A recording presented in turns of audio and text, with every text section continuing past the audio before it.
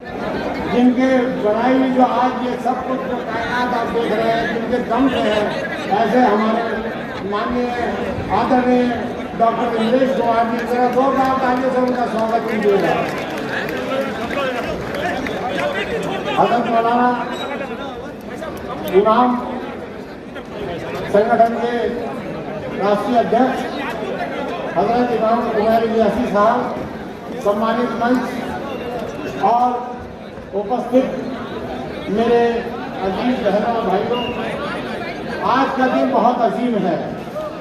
ये दिन इसलिए अजीम है, मैं आप लोगों को कहना चाहता हूँ कि मुझे याद आता वो पहला हमारा राष्ट्रीय अधिवेशन जो 30-31 अगस्त 2003 को राष्ट्रीय अधिवेशन हुआ था।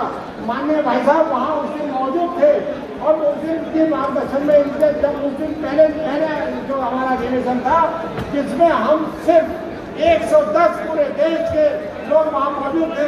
रीजवाल जी भी मेरे साथ था, मेरे सामने बैठे हुए ये भी वहाँ मौजूद थे। और वो जब संगठन का पहला हमारा अधिवेशन शुरू हुआ था तो सिर्फ 110 थे।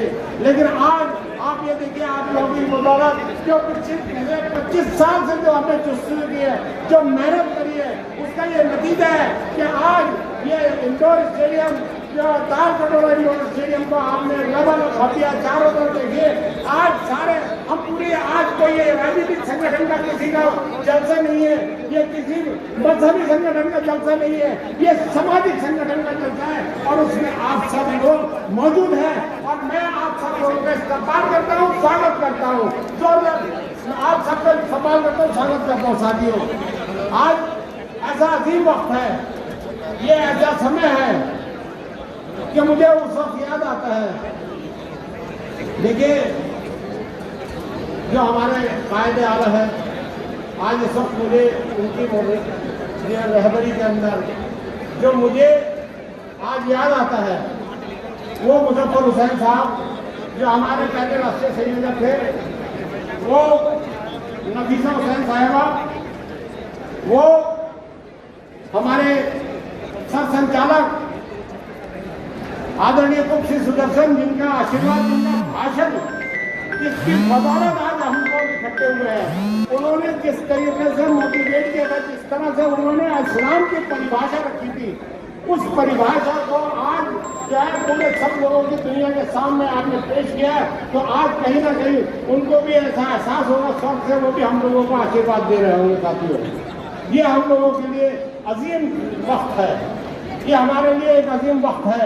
और इसमें जिस तरीके से हम लोग आज यहाँ मौजूद हैं और जिस डिसिप्लिन के साथ आप लोग मौजूद हैं, वाकई में ये एक ऐतिहासिक लम्हा है।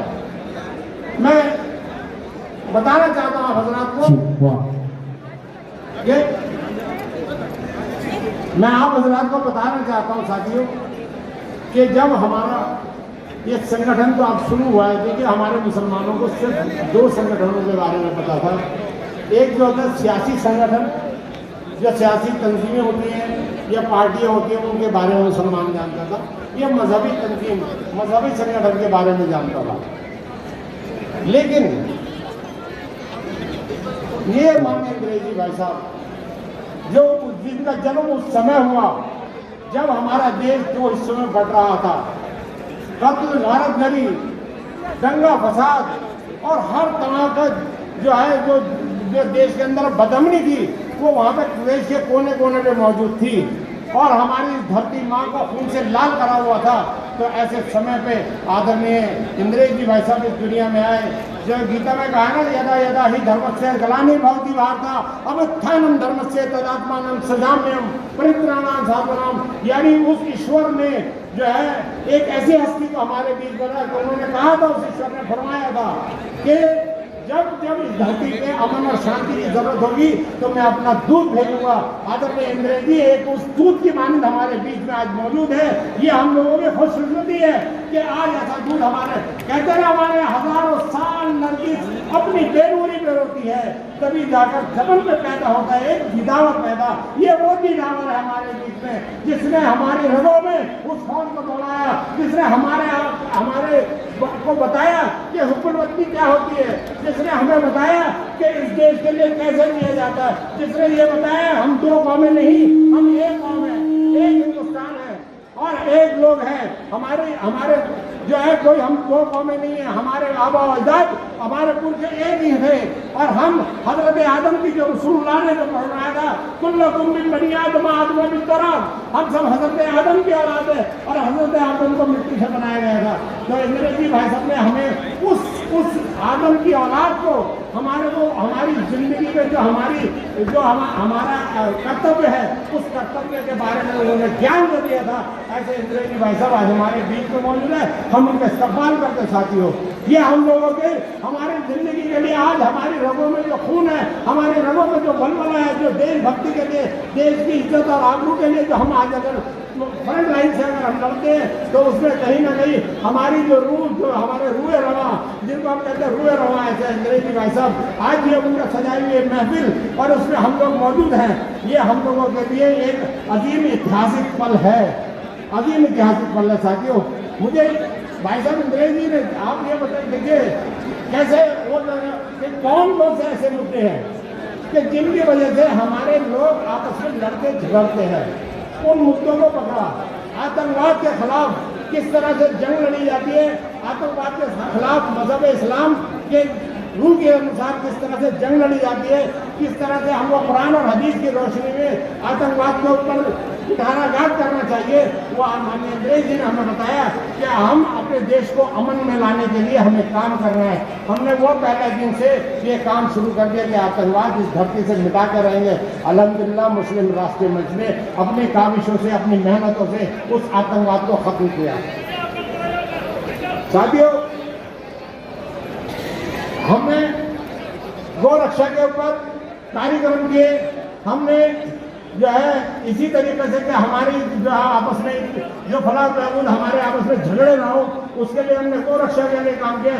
धारा 370-35 पे काम किया। हमने लाखों हस्ताक्षर कर लिए, हजारों हस्ताक्षर किए, हमने प्रधानमंत्री जी को दिए, राष्ट्रपति जी को दिए, हमने ज्ञापन दिया।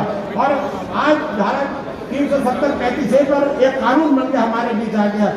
ट्रिपल तलाक के ऊपर जिस तरीके का हम लोगों ने झेला है, हमारी बहन बेटियों ने झेला था, आज उसका कानून बनकर जो माननीय अंग्रेजों के मार्गदर्शन में हम लोगों ने आगे बढ़कर काम किया, तो उस मार्गदर्शन में आज हमारी बहनें आज वो ऐसा कहना ये था कि अगर अल्लाह के नजदीक सबसे बड़ा गुनाह है तलाक देना, तो हम उस तलाक को ही क्यों न छोड़ दें, उस गुनाह को क्यों न छोड़ दें। मुसलमान समाज में हमारी बहन बेटियां तभी सुरक्षित रह सकती है जब हमारे हम तलाक के नाम की इस बदबू को अपनी जिंदगी से निकाल दें।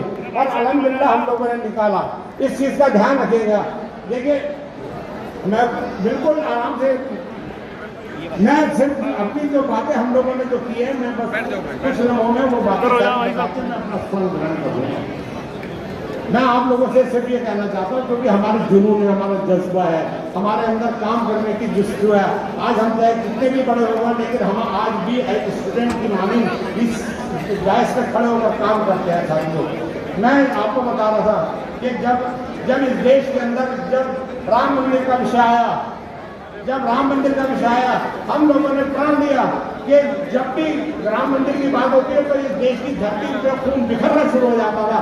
लेकिन मुस्लिम राष्ट्रपति ने खड़े होकर कहा कि नहीं, ये है राम जिसका नाम, जिसको वो हमारे जो है हमारे जिस तरीके से हम राम की इज्जत वो इबादत करते हैं तो हम इज्जत करते हैं, तो हम लोगों को उस राम के लिए काम करना चाहिए। और हम लोगों ने ऐसा काम किया कि पूरे देश के अंदर पूरा राम मंदिर भी तैयार हो गया और हवा और फजा एक संभाल रही, और हम मुसलमानों सबने मिलकर उस काम को आराम से सुकून के साथ किया।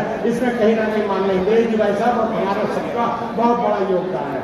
साथियों, आखिर में मैं एक और बात कहूँगा, क्योंकि समय कम है, बातें बहुत हैं, लेकिन मैं एक बात आखिर में ये कहूँगा। अभी जो हमारी बहनों का जो सुखाग उजड़ा था पहलगाम के अंदर, उसके बाद जिस तरीके से हमने 17 अगस्त को माननीय अंग्रेजी के मार्गदर्शन में पहलगाम में जाकर उन बहनों के जो हमारे उनके पति शहीद हुए थे उनको श्रद्धांजलि दी, और साथ में हम लोगों ने वहाँ जिस तरह के नारे लगाए, जिस तरह के भारत माता की जय, मातृवंदन हिंदुस्तान जिंदाबाद, और जिस तरह के हम लोगों ने नारे लगाए, एक हिंद जय हिंद, और हमारा नारा हमें पीओके हमारा है, पीओके हमारा है। इस तरह के नारे कोई कभी कोई संगठन या राजनीतिक पार्टियों, मैं दावे से कह सकता हूँ ये सिर्फ मुस्लिम राष्ट्रीय मंच है जिसने ये राष्ट्रीय युवा कश्मीर में जाकर डंका बुलंद किया। ये सब हम लोगों ने किया और आज उसी सिलसिले को आगे बढ़ाते हैं आज हम सब लोग यहाँ मौजूद है साथियों। आखिर में बस ये कहूँगा, एक नारा लगाता हूँ और मैं कहूँगा, मेरे अरब को आई ठंडी हवा जहाँ से, मेरा वतन वही है, मेरा वतन वही आप लोग कहेंगे।